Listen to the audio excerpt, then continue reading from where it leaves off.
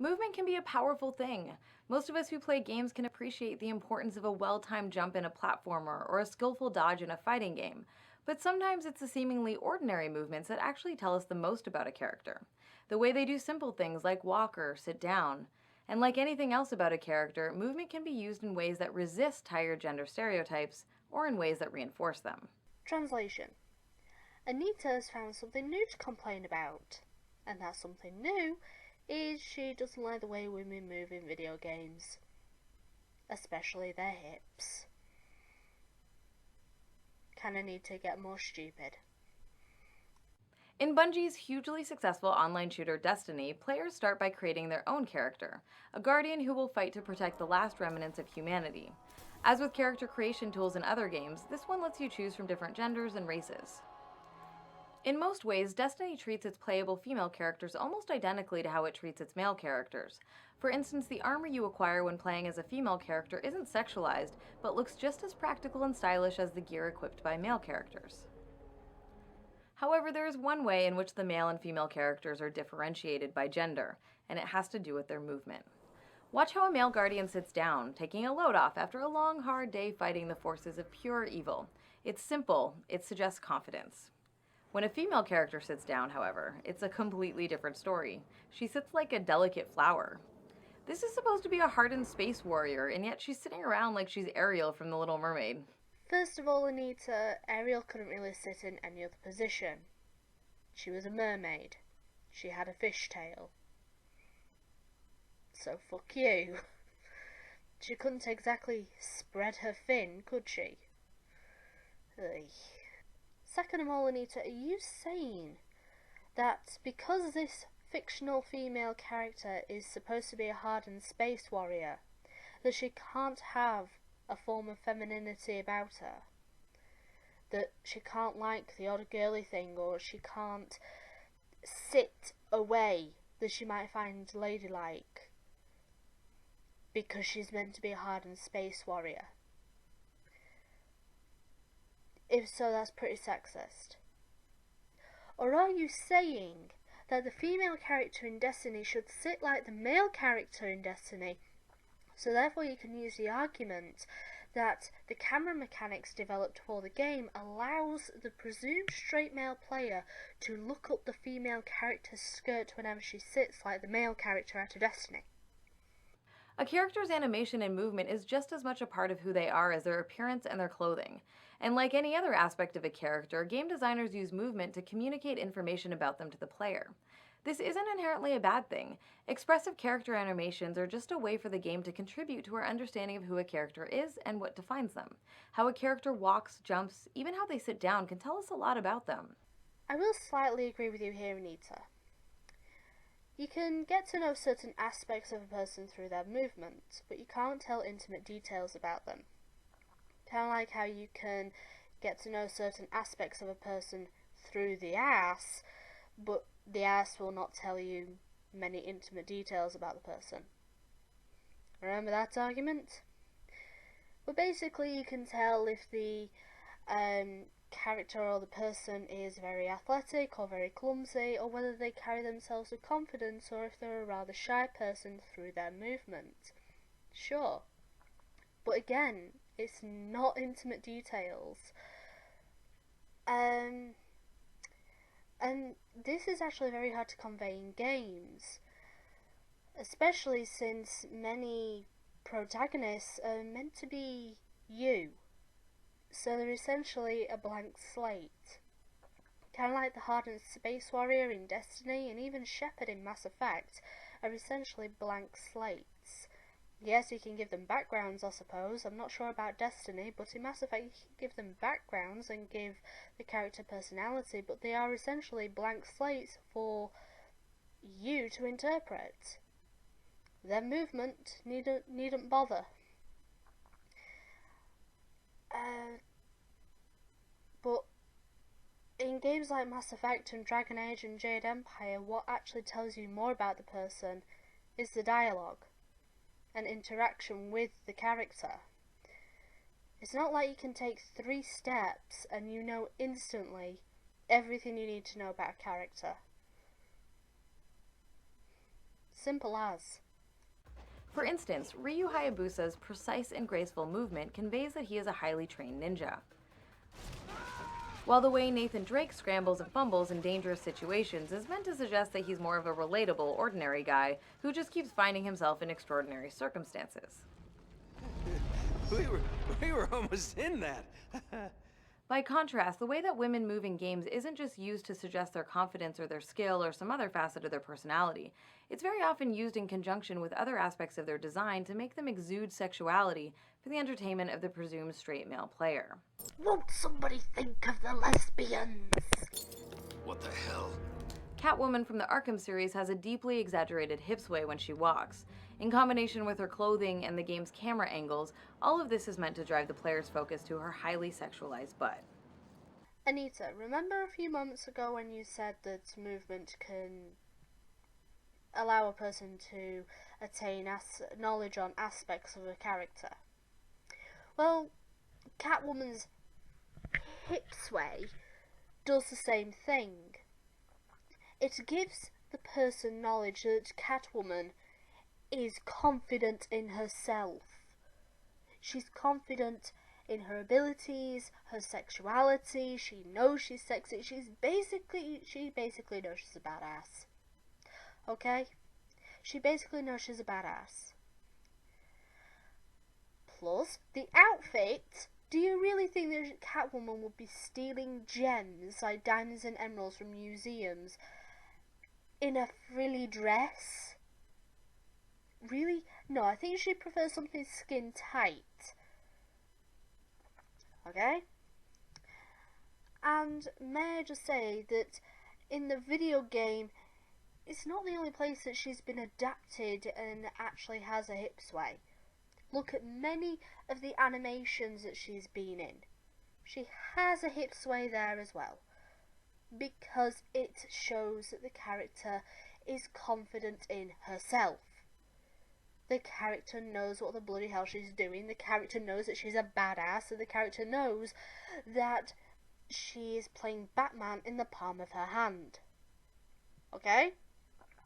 As for the fucking camera mechanics, again, no, they are not making the presumed straight male player to look at Catwoman's arse. Okay? Catwoman is shifted to the side so that the player can see Arkham City. So that the player can see where they need to go, where the bad guys are. If they are distracted by Catwoman's arse, they can't exactly play the game, can they? Okay, and I'm sorry, many gamers, Anita, are more focused on playing the game than a pixelated arse. Okay? Can we get away from a Catwoman's arse now? Fucking hell. In Resident Evil Revelations, Jill Valentine somehow manages to wiggle her whole body while she runs. Okay, Anita, you fucking blind idiot. Just put my mic down for a moment. You have to look at the position that Jill Valentine is set in. She's holding a gun, a pistol. So she's having to hold herself like this, so that at the ready she can point the pistol and she can shoot whatever zombies are approaching. Okay?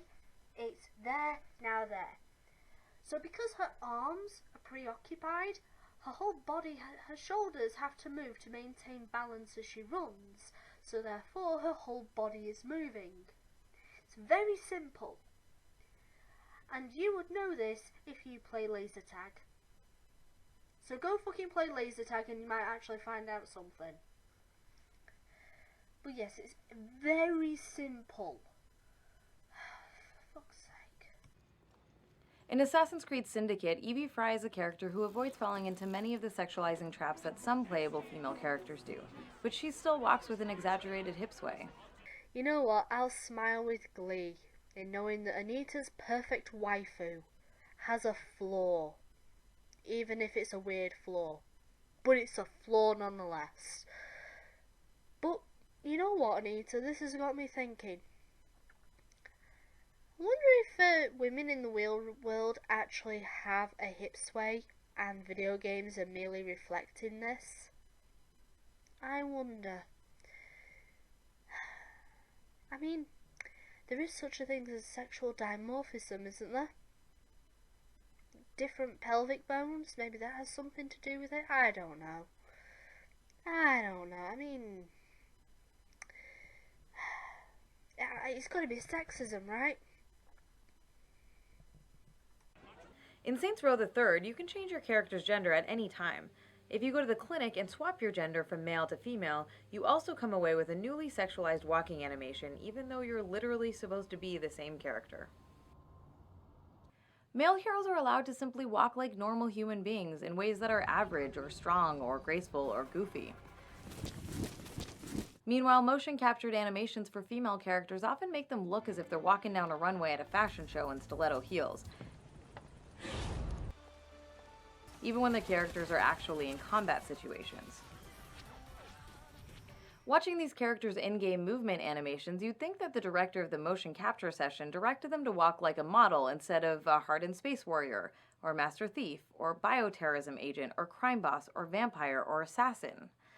So pray tell me, how are they meant to walk? How is a bioterrorist agent meant to walk? How is a vampire meant to walk? How is an assassin meant to walk? How is a master thief meant to walk? How are they all meant to walk, Anita? Do you think that we should just walk like robots? Just how are we meant to walk? Of course, in the real world, people do walk with a sway of the hips when wearing high heels. If we want to get really technical about it, this slight hip sway occurs in order to maintain balance. This in and of itself is not a problem, other than generally being deeply uncomfortable. Or it's more than likely we have different pelvic bones, you idiot. But it raises an important question. Why are these female characters in combat roles wearing high heels? With all the fighting, running, and climbing these women have to do, dressing them in heels is clearly a decision rooted in sexualized aesthetic pleasure rather than believability. Anita, it's fantasy. We're allowed to imagine. We're allowed to have fantasies, whether it be sexual or not. I'm sure there are many women out there who fantasize that they could wear high heels all day without killing their feet in the process. But on the subject of Ada Wong, she's a bad example. Look, she purposely appears sexy and uses her sexuality to fool the enemy into thinking that she's nothing more than a meek woman. Oh, and those high heels? They have a knife in them. They are definitely high heels with practicality in my book. But, look, we all know in real life that, say, nurses will not be walking around a hospital all day in high heels. It's more than likely they'll be wearing clogs for comfort reasons. Okay? We know the borderline between fantasy and reality. But I've got to say, there are some women who will use their sexuality against men for certain reasons. Okay? Got that? Good. Moving on. In fact, animating so many female characters in games to fit into this very gendered, sexualizing walk pattern is an example of one of the ways the male gaze manifests in video games. The term male gaze was coined in 1975 by feminist film critic Laura Mulvey and refers to the tendency for the visual arts to assume and be structured around a presumed masculine viewer, or in this case, player. The male gaze manifests when the camera takes on a perspective of a stereotypical heterosexual man. An indisputable example of this is when the camera lingers, caresses, or pans across a woman's body, although it's not always that obvious. In games, it can be as simple as the in-game camera resting so that a character's butt or breasts or both are center-line. It can be a cutscene that rests on a woman's butt. It can be clothing that they are wearing or the way they talk, or it can be as basic as the way a female character moves around the game world. Yes, because there are no forms of media that cater to a female audience. There are no scenes in movies, video games, or TV shows that linger on male bodies to appeal to women. This is only a sexist phenomena that affects women for male pleasure. I mean, it's not as if women might enjoy looking at these men. Women are perfect princesses that don't sexually objectify men for pleasure. Male gaze reinforces the notion that man looks and the woman is looked at. Or as art critic John Berger explains in the 1972 book Ways of Seeing, men act and women appear. Men look at women. Women watch themselves being looked at. This determines not only most relations between men and women, but also the relation of women to themselves. So you're saying that attraction isn't a thing? Or more specifically, that women who are attracted to men don't exist, but men who are attracted to women are nothing more than pigs. It's pretty sexist there, Anita. To be clear, the male gaze is not a hard and fast rule. It's a theoretical concept that is meant to help us understand the sometimes subtle and nuanced ways in which our culture influences media, and the way that media in turn can shape and reinforce existing gender dynamics in our culture. The male gaze is also not in any way limited to men or heterosexual people.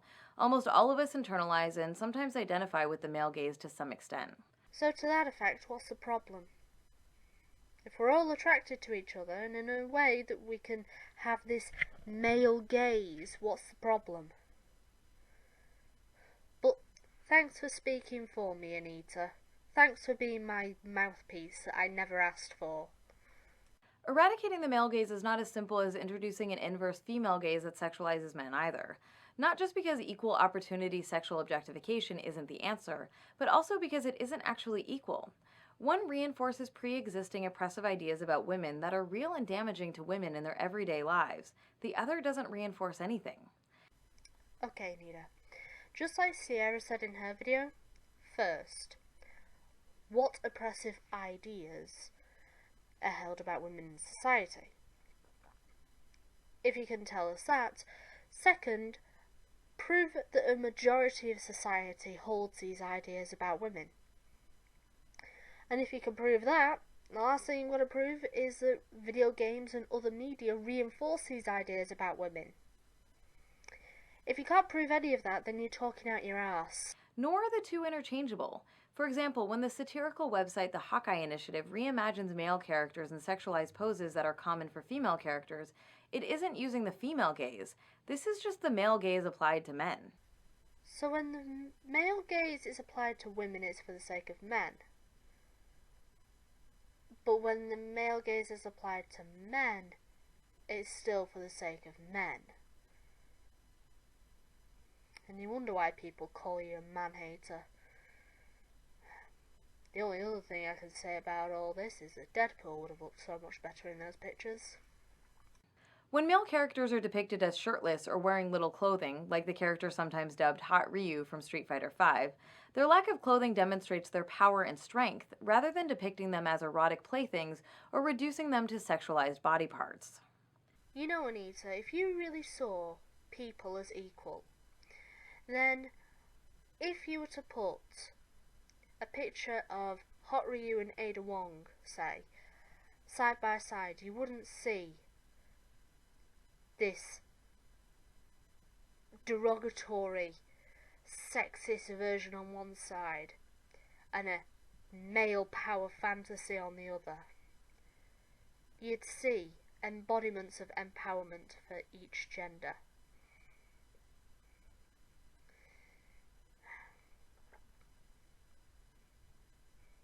In a way, it says a lot about you. The same is true when it comes to movement. Male characters get to move in ways that emphasize all sorts of characteristics and personality traits, but there's a whole world of untapped potential for representations of female characters who aren't animated in ways that frame them as sex objects, but who get to be just as stealthy or strong, swift or imposing, clumsy or graceful. The way Ellie moves in The Last of Us communicates a sense of tension and danger, demonstrating what it's like when female characters are animated in ways that emphasize their personality and emotional state, rather than serving to sexually objectify them. Basically saying that there are absolutely no other characters other than Ellie from The Last of Us that don't communicate these sorts of things in the games, you know. Fucking hell. Other than that, Ellie's 12. The path to equality and liberation does not lie in equally reducing men and women to objectified parts, but by treating people of all genders and with all types of bodies as full and complete human beings. So in the end, you're basically saying that gamers care for nothing more than tits and ass as soon as they see a side boob, and that gamers can't appreciate a well-developed character or a well-developed story. Other than that, you're saying that women can't exude any sexuality whatsoever, for fear that it might be put under the male gaze, and that women are nothing more than sex objects in this society. Which is the usual agenda anyway. God, this video is a load of drivel, Anita. Really is. I mean, should you not put in the title Part 2 of Strategic Book Coverings, because there's so much focus on fucking hip sway.